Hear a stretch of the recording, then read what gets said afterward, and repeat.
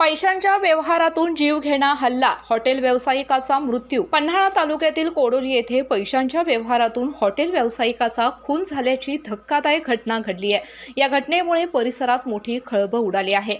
कोडोली येथील हॉटेल व्यावसायिक अभिजित प्रकाश जाधव यांच्यावर लोखंडी गजाने जीवघेणा हल्ला करण्यात आला। ही घटना रविवारी दुपारी मुख्य रस्त्यावरील पारकर कापड दुकानासमोर घडली। मिळालेल्या माहितीनुसार अभिजित जाधव यांनी हॉटेल व्यवसायासाठी संशयित संदीप शिवाजी पाटील यांच्याकडून 1 वर्षांपूर्वी पैसे घेतले होते।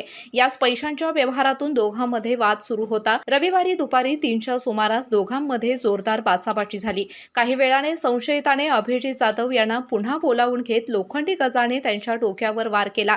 गंभीर जखमी अवस्थेत त्यांना प्रथम उपजिल्हा रुग्णालयात आणि नंतर कोल्हापूरच्या CPR रुग्णालयामध्ये दाखल करण्यात आले।